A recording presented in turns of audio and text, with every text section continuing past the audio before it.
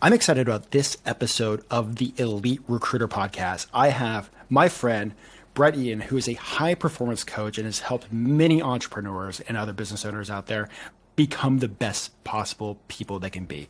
And I know we're coming into year 2023. 2023 could be an extremely difficult year.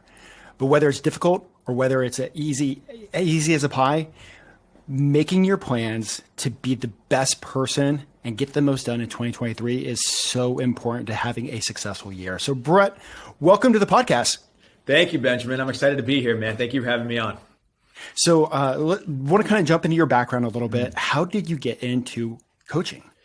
Yeah, so I feel incredibly grateful that I am one of those people that my journey has taken me to what I feel I'm supposed to be doing. And I just feel the gifts that I have and all the lessons I've learned and the education that I have has set me up perfectly to be a high performance life coach. And I was in the fitness industry for a long time. I was in the fitness industry for over 12 years, and that kind of led me to step out of fitness and start coaching people in the other areas of their life. I called it, I was going to start coaching people in the other 23 hours of their life. And I just started to see great success with the clients that I was working with there. And I just saw a whole new level of fulfillment from my side of waking up every day, the conversations we were having. And since then, it's just kind of grown. And now I specifically work with high performers and just making sure that they are not only continuing to grow, but creating a life that they actually enjoy, and that fulfillment is part of their success chase. Awesome. So let's go ahead and just jump right in. 2023. Yeah. How do you set yourself up to have a successful year?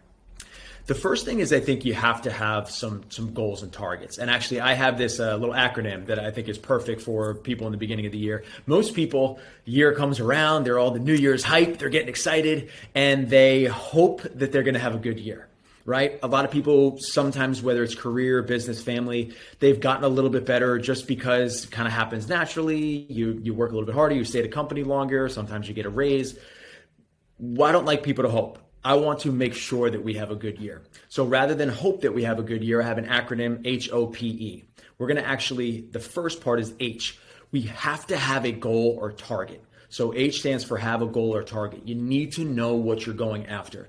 You would never have a really important meeting, get in your car to go drive there and start driving without the address, right? You need to know where you're going so you know what turns to make. And that's the biggest mistake people have is they get in January mode and they're like, I'm just going to do it all. I'm going to adopt all these habits, but they don't really know why. Why do we want that? Why is that goal or target going to significantly better your life? And you can use that in your career. You can use it in your relationships. You can use it in your health. You can use it for planning more vacations. But just having that goal or target is going to set you up for where do we want to go.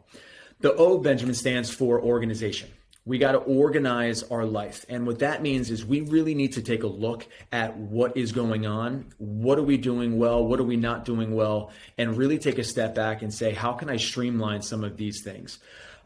Organizing is not just actually your setting and your workspace and your emails and the tabs that you have. It's not just that, but it's also organizing your life in a standpoint of really getting kind of clear on what you want out of life, and then are you living that way to go get it?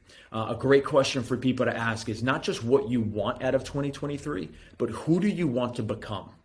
And if you can ask yourself who you want to become, what you need to do tends to get a lot easier and tends to be a lot more clear. So ask yourself, who do you want to become at the end of the year? Then when you look at your goals, ask yourself, are all of these goals going to help me become that person? If yes, great, you're going in the right path. If no, some of those goals might have to get changed or might get removed. So that's the O. The P is prioritize.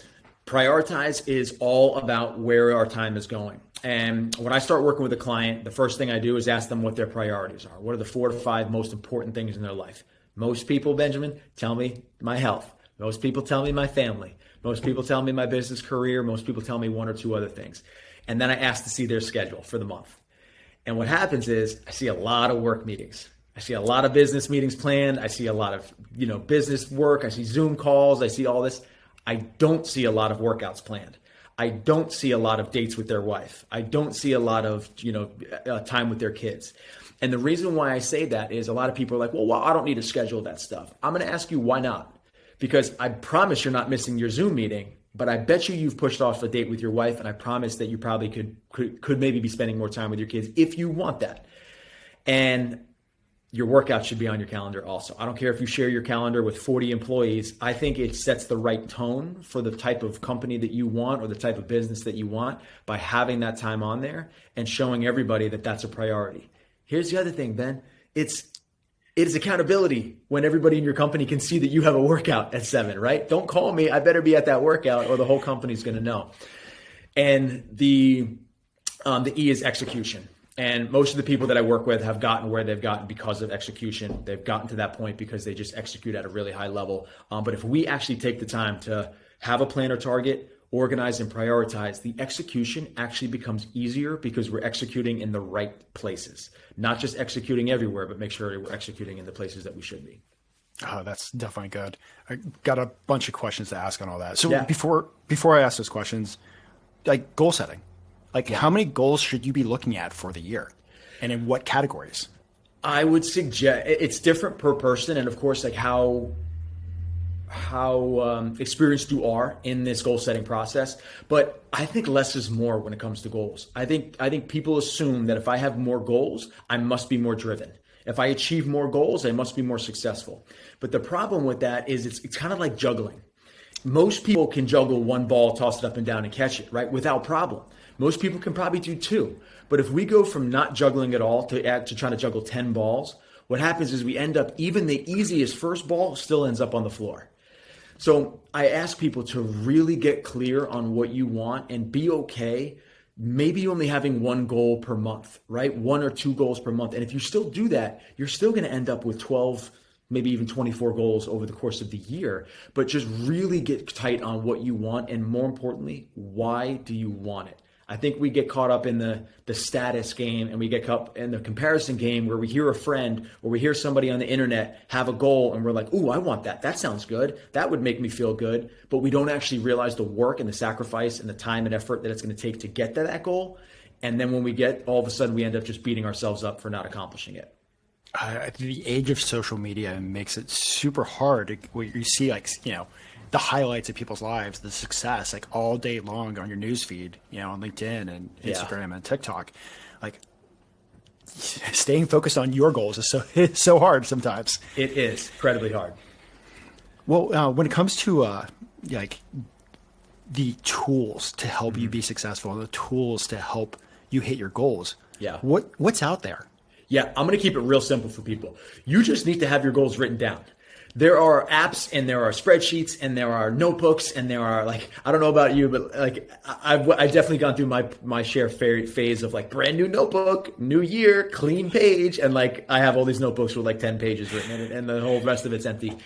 But while that's okay and why I appreciate the new notebook, it's more important that it's somewhere that that's going to be easily accessible and that you see often. If you love spreadsheets are probably a great place for you. If you hate Excel and never want to see it open, then that's probably not the best place to put your goals because there's already a resistance there.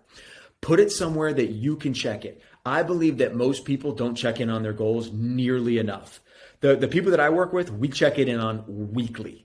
Weekly, we are assessing on those goals. For most people, maybe monthly is okay, but I don't believe anybody should ever go past Q1 without a full assessment of their goals. That is too long. That's basically, I'm not a swimmer, but if I was going to go out and I was going to swim a mile, I don't like to open my eyes. I have sensitive eyes, so I'm going to close my eyes. But if I just put my head down and start swimming and don't pick my head up for a mile, there's a really good chance that I'm off track.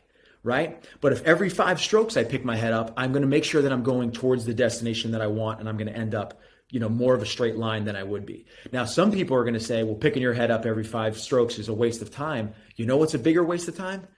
Swimming a mile in the wrong direction. So really think about it from a standpoint of, can you check on your goals more often so that you keep yourself accountable and also you can make those small little corrections? You keep on kind of highlighting without saying it, accountability. Yes. How important is having somebody to be accountable to, or is some sort of accountability to hitting your goals? I would say it's the most important thing. If we think about why most people are successful at their job or career, there is so much built-in accountability. There's the built-in accountability of you wanting a paycheck. There's the built-in accountability of most people are on some sort of team or have clients that need something from them. So there's the accountability of doing your job correctly so that you can help the other people. There's the accountability of having to face a boss or manager. There's also the accountability of we don't want to get fired. So there's so much built-in accountability there at work that just happens naturally. We don't often have that when it comes to our health and wellness. It's really just on us. I said I was going to go, and then do I go or not? Nobody knows if I don't. Nobody knows if I do.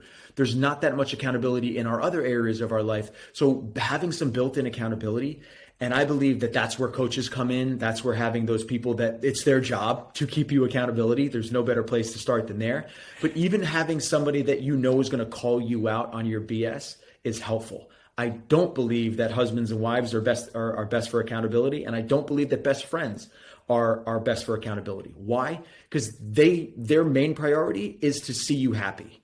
So their job isn't to call you out. Their job isn't to cause friction. Their job isn't to rub you the wrong way or give you tough love all the time. Your coach's job or your boss's job or your manager's job is to do that. So having somebody where it's more likely for them to call you out and you're more likely to want to perform because you don't want to let that person down. That's good. So you deal with a lot of like high performance business owners, a lot of high performance entrepreneurs, athletes. What are some of the traits that set them apart? There's a few, and this list continues to grow the more I work with different people. But for one, they are good at making decisions. And I want to clear up what I mean when I say good. Good doesn't always mean you make the perfect decision. Good often means a timely decision. You know when to make that next decision, when not to. You also don't sit on the fence very long. High performers make a decision and they start going. The more you sit on the fence, you're just wasting time. And oftentimes you think you need more data. You think you need to consume more information.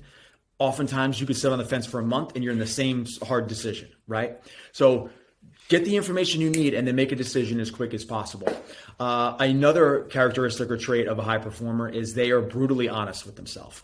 They don't BS themselves very often. If they're not doing something that they need to do, they're not talking themselves or convincing themselves of how hard it was or how great they're doing or, man, I'll do it tomorrow. It's like they're brutally honest with themselves about what they're doing well and what they could be doing better. And I'll give you one more is they're not afraid to ask for help. High performers, people often think that they have it all together. High performers ask for more help than anybody.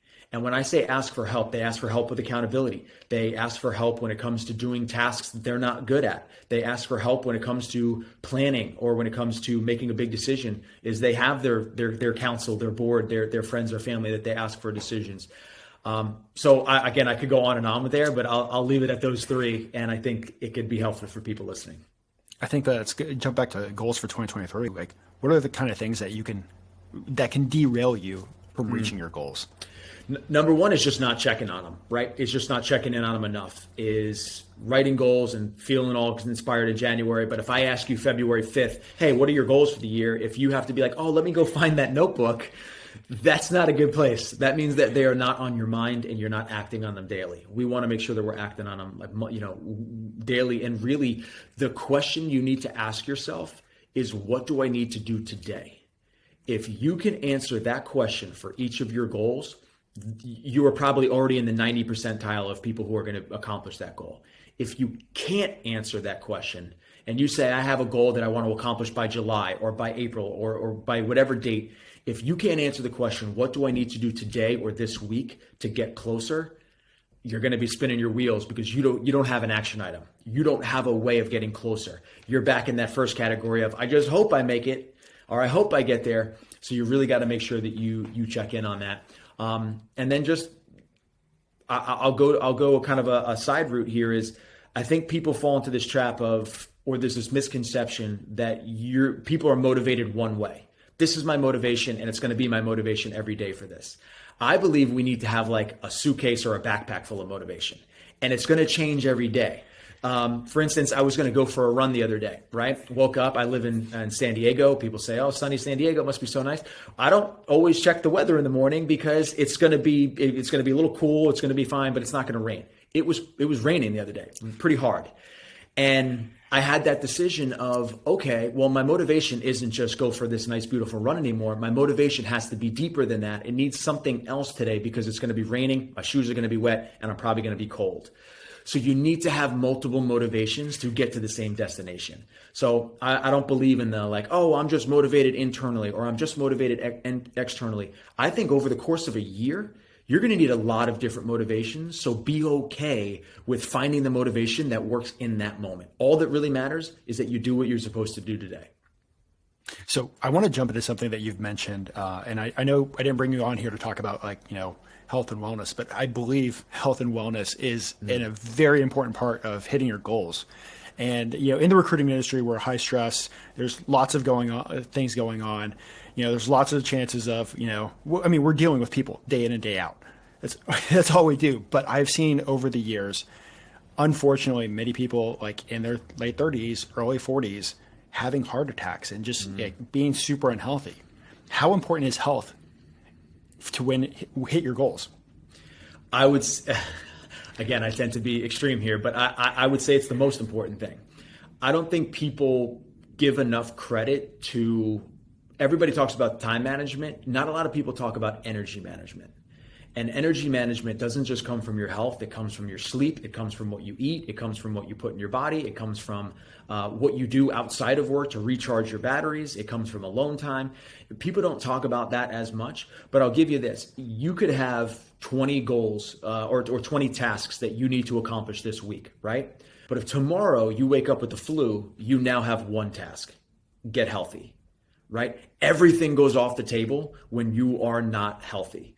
So, obviously we want to try to handle a lot of things before we get to something as serious as a heart attack. But I don't think people will always trade, oh, I'll just kind of trade my workout or I'll trade whatever, I'll do it tomorrow, but because I got to get the work stuff done.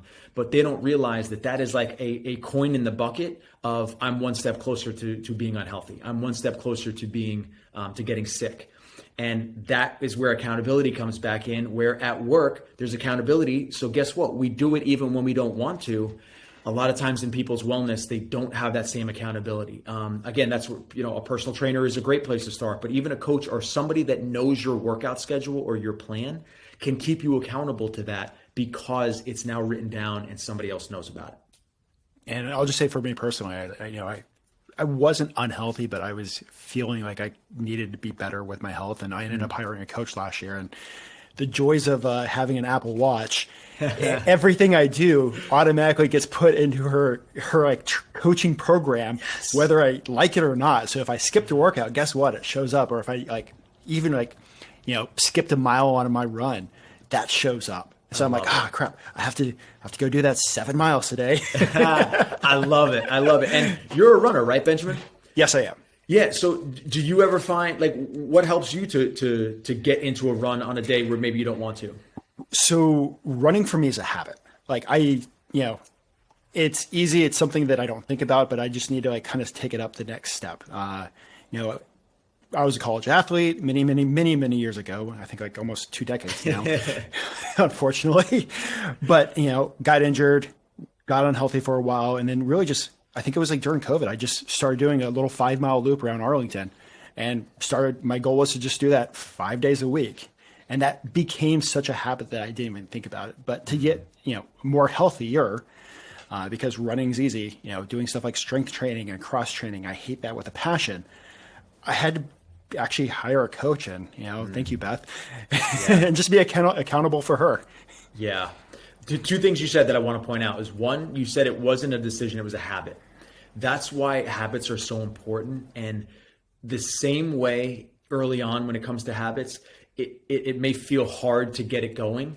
It's just as hard to stop a habit as it is to get one going. So when you get a good one going, it's really hard to not do it. I always talk about water being such a simple health habit, and drinking a gallon a day is not necessarily easy, but you get to a point where your body almost feels more weird when you don't drink the gallon than when you do. So your mind, body, even the visual of just seeing the bottle on the table, it's so much easier to do it because it is a habit. Awesome. Going to flip into recruiting. So people early in their career, if you were chatting with, as a high performance coach, chatting with a recruiter that just started his career, what kind of advice would you give him or her to succeed? Anybody starting out, I have this saying called it's the ABC method. Action builds confidence. A lot of times people are looking for the confidence to start doing more, to start doing better, to start doing these things. And we think that the confidence comes first. The confidence actually comes after the action. And if we think about it that way, we're actually more comfortable not feeling confident in a situation. Because if we use that analogy, we're like, I'm not confident because I haven't taken enough action. That actually makes sense, right? Those dots connect. So if I want to be more comfortable recruiting, or I want to be more comfortable getting on calls, if I want to be more comfortable reaching out to companies, I have to take more action. And guess what's going to happen to my confidence? It's going to start to increase. So for those new recruiters out there, I would say take more action than you think you should, and your confidence is going to increase. And that's the only difference between you and experienced recruiters, is they've taken a ton more action. So they're way more confident at their craft. And same question for experienced recruiters. There's a lot of us that are good decade, 2 decades into our craft. Yeah. And, it's tough to, keep on hitting goals, or you finally realize that you want to hit bigger goals. What advice would you have to them? I would use the advice of, most people understand that there's a lesson in the losses, right? When they lose, or they don't get a deal, or they don't close something, you can understand that there's a lesson to be learned there. But I believe the top of the top performers, they don't just learn from their losses, they learn from their wins as well. When you do something well, asking the question of, how could that have been better? Or how could I have done that more efficiently? Or how could I have done that in less time? How could I have done that smoother? How could I have made that process more enjoyable for the client or the recruiter? When you ask those questions, what you realize is you're actually always giving yourself chances to up level, not just when you lose. Because people who are really good at what they do, they don't lose as much. And actually, I was listening to a podcast with Steph Curry from the Warriors, and he was talking about this concept of, if, when they were winning and they had that season where they won 73 games or something, he was like, it's very easy to be like, we have nothing to improve on because we're winning all the time. But after every game, they would watch film just like they would if they were losing. And they were actually harder on themselves later on in the season, because they were finding that if we can be harder on ourselves, we're not only good now, we're getting better and better and better each time we win. Which is way different than most people's mindset of like, I won, it must have been perfect, let's move on. So I think that's a concept that everybody could benefit from. I think that's great. So question for you. Yeah. What's a quote that's had a huge impact on you? I love quotes. I'm a big quote guy. But one that I tend to live by is, it's a Maya Angelou quote, and it's, people will forget what you said, people will forget what you did, but they will never forget how you made them feel. And while originally that quote hit home for me in my personal life, it just kind of led me the way I want to lead my life and live my life. Something that I pride myself on is good energy. When I walk into the room, it is my responsibility to up-level the energy of that room, up-level the positivity of any room that I walk in. And I don't just try to do that on a podcast or in a party setting, but I try to do that with every individual that I come in contact with. And at first, people can be like, is he really like that? Is like, that's really what it's like. And I want that to be the case.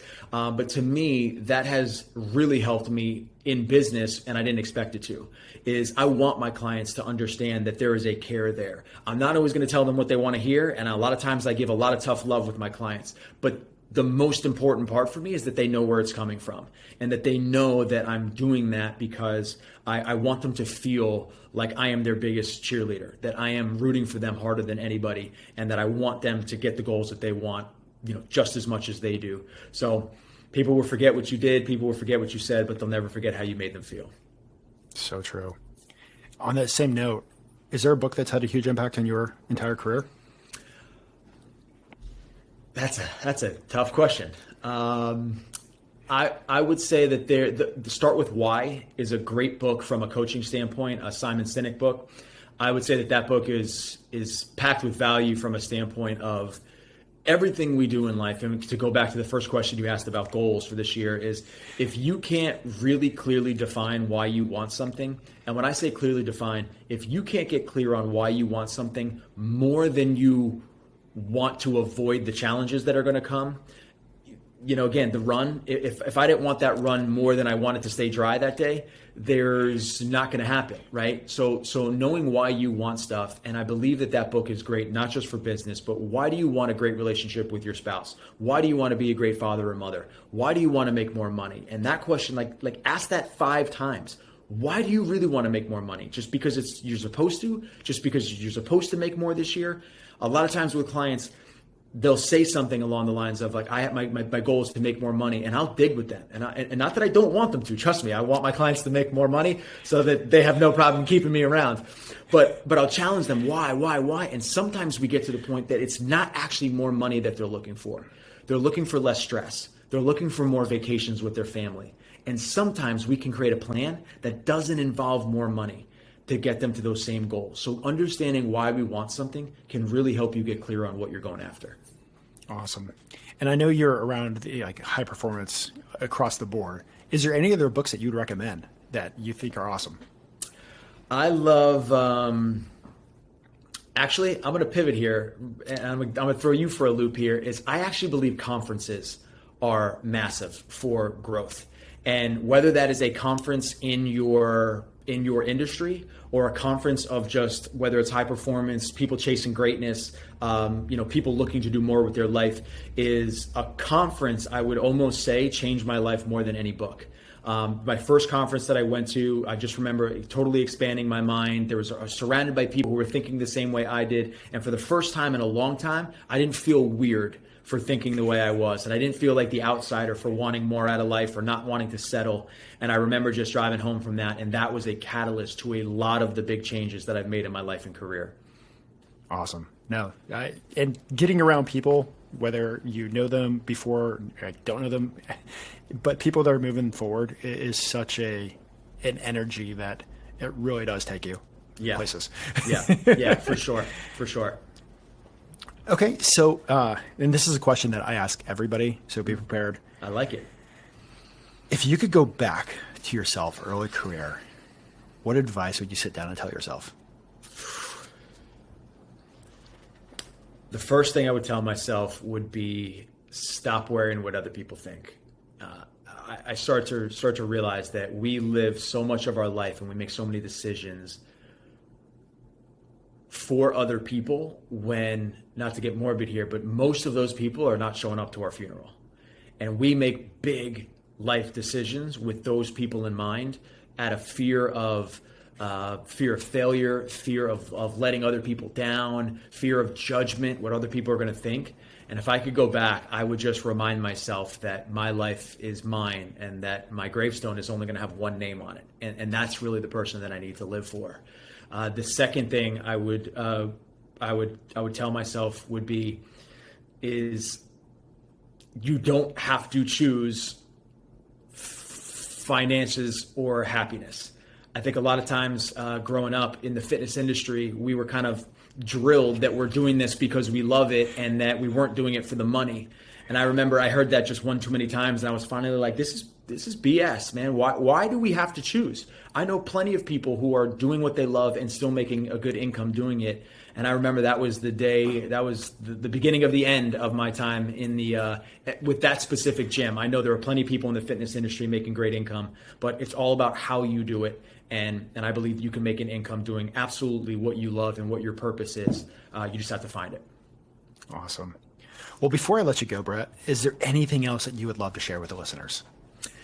Yeah, I think a lot of times people overestimate what they can do in a day, and they underestimate what they can do over a week or over a month or over a year. And we too often let days slip by. We too often say, I'm a little bit busy today, tomorrow is going to be better. And that really compounds itself, and it becomes really easy to have a bad day turn into a bad week, turn into a bad month, turn into a bad year. For anybody listening to this, Benjamin, who maybe didn't have the best 2022, before they just roll in and again, hope things are going to get better, I would really ask them to go through that hope exercise and determine what is going to be different this year. Maybe my targets weren't so clear. Maybe I wasn't as organized in my life and my finances and my relationships as I could have been. Maybe I was saying things were priorities, but they weren't lining up with where I was actually spending my time, my finances, my energy, and who I was around. And then lastly is am I executing in the right spots?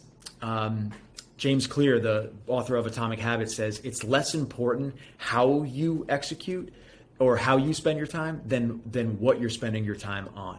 So, you could be the best at washing dishes and you could be the best at creating Instagram reels and stuff, but if that's not where you're supposed to be executing, that's going to hold you back more than how you do something. So that would just be my last, little piece of advice for people is don't get overwhelmed early in January. Remember, it's a long game. A year is long, but we got to make each day count.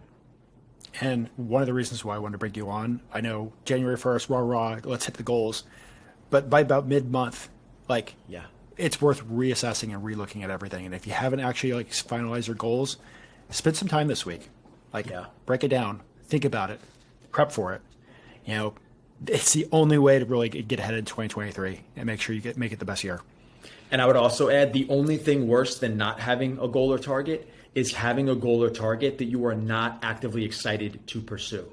So for people, halfway through the month or even February 1st, look at those goals. And if you took 0 steps towards that goal, rather than just beating yourself down and constantly feeling like a failure for not going after it, maybe you actually decide that it's time to take that goal off. Maybe that's not a goal for the first half of this year, or maybe that's not a goal for this year.